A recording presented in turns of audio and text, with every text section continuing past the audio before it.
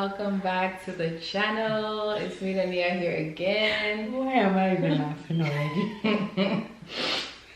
Well, that's an intro. It shows we're excited because it's Sunday. Yeah, so this is our for our OG subscribers. You already know who this is. Yay! It's Sis Abby. Yay! So Abigail is newer and better and more improved from the last time you saw her because now she got a ring. Giddy gang, giddy gang, giddy gang, giddy. But what are you saying? Like there's a video on your channel of my wedding videos. So yeah, I mean, for those who have seen it, yeah, it was like a short skip street. Yeah. Okay. I don't understand. For those who are curious, there's a short video. Maybe I'll put it in like somewhere up here in the description for those who want to watch her wedding, how it looked, the BTS and stuff. In fact, I even have 2 kids. I don't know what you're talking about. Oh. No, you haven't Maybe you should be talking about the fact that since the last But you haven't been like on the channel since the last wedding, time. right? Okay. So I mean the wedding was not even like a sit-down video. Let me say this. I haven't been on a channel that has not been existing for some time. Because that's not true. The channel I'm posting once in a while. Last year I posted at least 3 times. So those 3 times, where was you posting from Ghana? I wasn't in Ghana. No. Yeah. Okay, when I was in Ghana. When you were in Ghana, you did video. Last year. 2 hours later. The first time we did a sit-down sister video, I was not married, so you can't say that. Yeah, that's what I'm trying to But say. I have a video of me getting married. So what you say you were doing since the last time? Yeah. Okay. But anyway, okay, that's true. That's so true. Anyway, quick story. Hey, story time, man. We really struggled to choose this video, so you might need to clap for me. If you're new here, please make sure to subscribe to the channel. And as I said, OG subscribers, thank you for clicking. Make sure to like and comment and all that fun stuff while the video is going on. Period. We're gonna get into our topic for the day. Abigail, you wanna go ahead and tell us what we're doing today? So, Nanaya said she was asking. What is sorry? I just figured since we are in an AI generation and we didn't have time to go and ask people on our Instagram to ask us questions, we decided to let ChatGPT ask us questions. So, the video, I asked people on my what all the questions are from ChatGPT. So we don't want to lie. At least we're being honest. That's what they're lying. They got it from ChatGPT.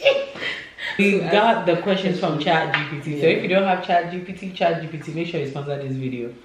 But people, that is where we got the questions. So it's a bit about marriage and single, right? Like single marriage type of thing. So we're gonna get right into it. So the first question: how do I know if I'm ready for marriage? So this is ChatGPT follower number 1.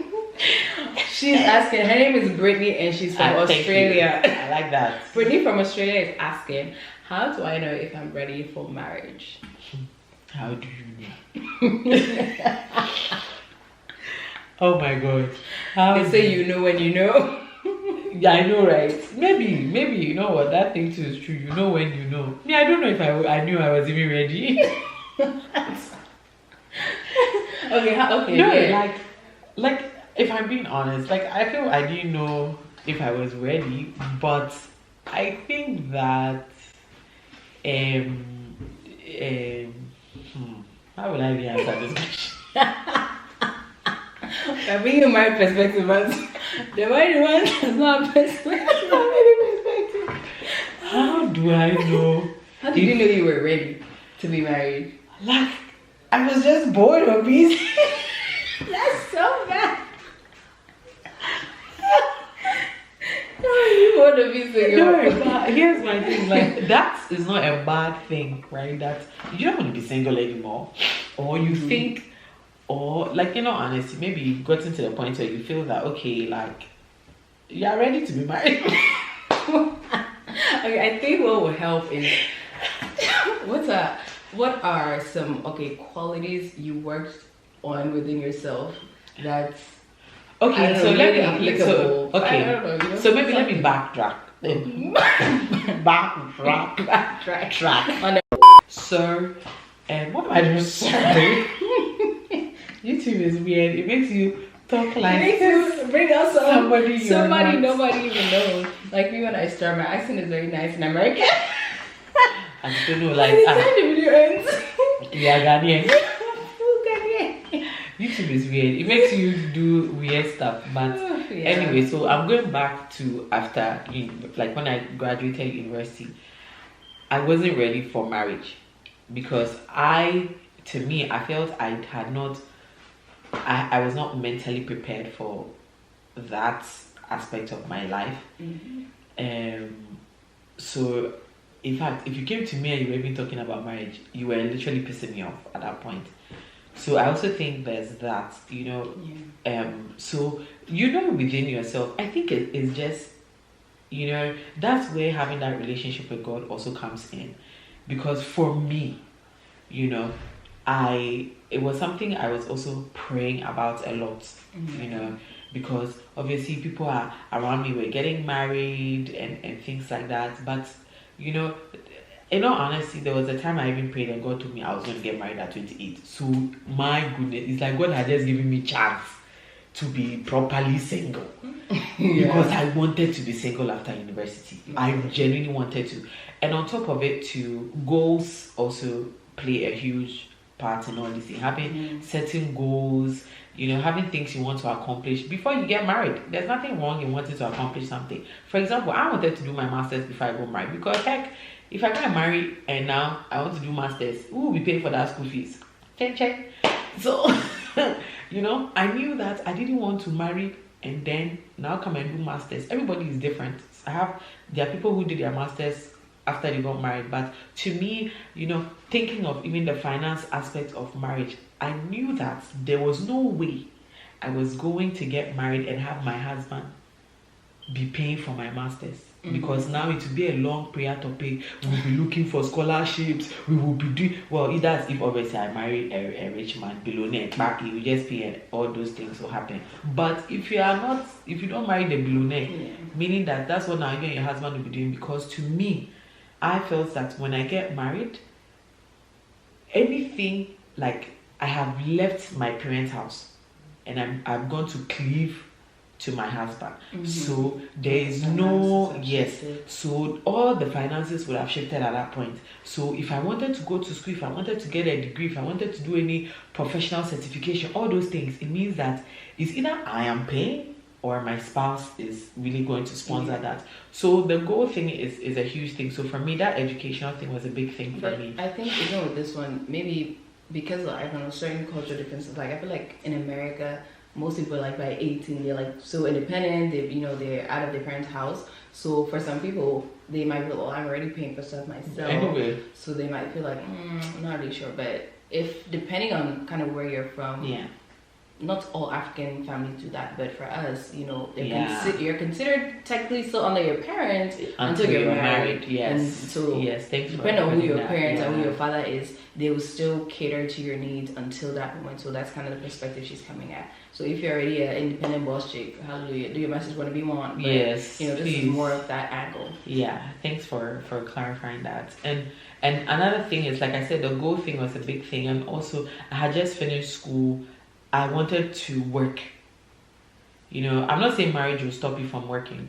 Marriage will not stop you from working. But, like I said, I wanted to build myself to a certain point where I knew that I would be confident to handle kids, to balance myself, all those things, right? So, like for me, that goal setting was a big thing. And like I said, I also prayed about it. So once I knew that this was the age, I knew that, then let me go and do all the things that I want to achieve before that.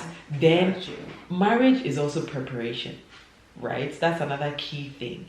Once I was done school, the concept of marriage meant that, I now had to go under the institution of marriage to go and learn. Not even like a university or anything, but get books, materials, watch videos. So when I was single, I was in the school of Dr. Miles Monroe. I was in his academy. I was learning a lot about marriage, what it takes. I was reading books, you know, what it takes to be single, even how to be single, how to use your singleness effectively so that you build yourself ready for marriage. And I was listening to like podcasts from like Dave Ramsey on built like finances, you know, because I live in Canada, so like Ghana's finances was a little bit different from the Canadian one, you know, understanding how people in Canada are billionaires and things like that, because I was also thinking of how to build financially, because all those things make up when you come to marriage. So as to readiness, I think it is a knowing. You know, I genuinely believe that there is a knowing. Inside of you, you know you're ready for marriage. You know, like people say, oh, like I need to have $1 million.